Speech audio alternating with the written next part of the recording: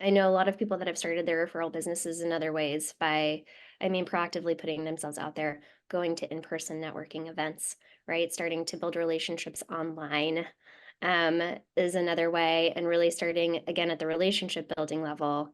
And when you can, starting with an offer as opposed to an ask, right? I hear this said a lot, and it's so true. The best way to get referrals is to give referrals too. I am Mm-hmm. constantly new people in my network and pointing them in the direction of opportunities that I see that open up that I'm not a good fit for, but they are. Mm-hmm. So, if you were starting to build this from scratch, um, there are a couple ways that you can think about approaching it. And one is like your immediate connections, right? Like your relationships, your family, your friends, your past colleagues, coworkers, and those are your close, intimate connections, right? And that's a good starting place to figure out if they have relationships with people that could potentially use your services or your product, right? So that's kind of like the obvious one. But the next not so obvious one for people is what I've seen termed as the sphere of influence. So it's people that are doing similar work to you, but not your exact work, right? So people that are kind of adjacent and provide adjacent services to what you do and starting to build relationships with those people. So how that looks like for me, for instance, is I'm a content marketer, right? And so through content marketing for businesses, I also can work with or can provide similar services to people who do digital ads, or people who work on affiliate networking, or people who work in PR, right? So my strong suit isn't PR, but if I find another PR person that shares a similar audience, purpose-led small businesses, but they focus on the PR, we share services all the time, right? I can go to them and say, hey, do your clients need a content strategy? Yes, that's where we start. And now now they have a robust content strategy, but now they need outbound earned media. So I need to go to the PR person. And that's how Mm-hmm. we're each other as referral partners, right? So in Mm-hmm. any industry that you work in, and it's really common for realtors, obviously, who then work with like mortgage brokers who also have, the insurance companies, and they all build their little networks of referral business that way. But for Yeah. freelance writers, there's a whole world of people that are in your sphere of influence that you can identify and start to list and then reach out to build relationships with. Yeah, I've never heard of it described that way before, but that's exactly what we're doing in our community because, people come in and they think, oh, other writers are competitors with me. But then when they start to learn about niching and branding and how, oh, this person wants to write for lay audiences and this person wants to write for scientists and this person loves doing slide decks and this person likes doing ads.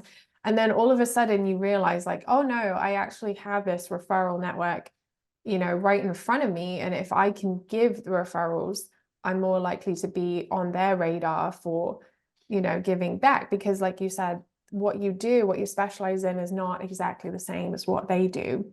And so we've had a lot of writers in our community kind of team up with other people they've met during the program and say, well, I've been asked to write copy for this slide deck, but I don't want to do the graphics for the slide deck. I don't want to do this infographic that comes off the back of it. Like, can you come in and help us out with that?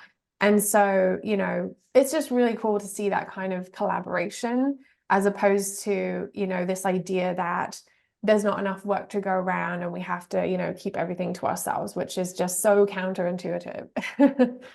Is the most limiting mindset to have. I mean, there is so much work to go around, I found. And once you really get into sort of that, like, it sounds cheesy to say, but more of that abundance mindset, it really is amazing how many more opportunities seem to open up themselves to you, right? And yeah, Hmm. you get to the point where you can't hang on this business, and it feels really good to be able to refer out the business too.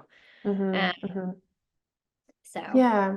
So is there anything that people should be like paying particular attention to when because everyone in our program is just launching their business from scratch. So they might not have started working with their first client yet. They might not have any testimonials or any, network whatsoever. And so, for them to really make the most out of every opportunity that they have while they're in the community and while they're, transitioning out, what should they be looking out for? Like, how should they make sure that they're not missing anything that, you know, might be available to them. Mm.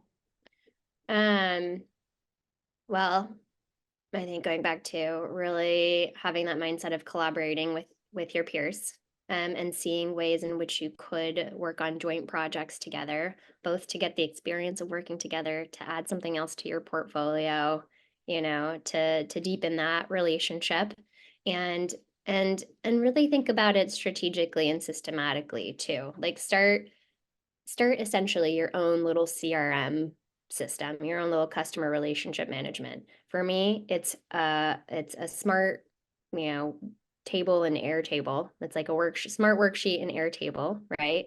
Where I have the name of the person that I've come in contact with, what they do, what they prioritize, who their ideal clients for now that they know are, and then little personal notes. You know, like they just had a baby, or like they just moved to this new place. Like really things that deepen the relationship and make it more personal and less about, you know, and the things that'll connect. So when that I reach out, you know, I'm not just saying, hey, you know, do you have work for me, or or I have work for you, but like how's this going, and like continuing to build that relationship. And then I Mm-hmm. actually have dates of when I talk to them and when I plan to follow up. Mm-hmm. Right. Yeah. So I really have a system in place, and it's not just kind of haphazard and you don't forget, and you know we have a call, and then you know maybe we see each other on LinkedIn a few months later, but we're never really working towards building that relationship, and someone else isn't going to do that for you, right? So Mm-hmm. if you really be the person that is systematically on top of that, you're going to start building that network. You know, and and you're gonna be way ahead of the curve there. Mm-hmm. So Yeah. yeah, if you're just starting out, there's no better time to do it. You know? I'm Yeah. at this point a little inundated with client work, and it's almost hard for me to keep managing that relationship system, but it's so important. Yes. Um, Yeah. Yeah, I mean, even before our students graduate, we their last assignment is to create a tracker of the people that they're reaching out to, responses that they get, opportunities, when they plan on following up, what was said, you know, because it is really difficult to remember all of these people and all of these things. But if you don't have that actual, you know, personal connection, it really doesn't mean all that much. It's just a numbers game. And so to make it not just a numbers game, you have to add that human element to it.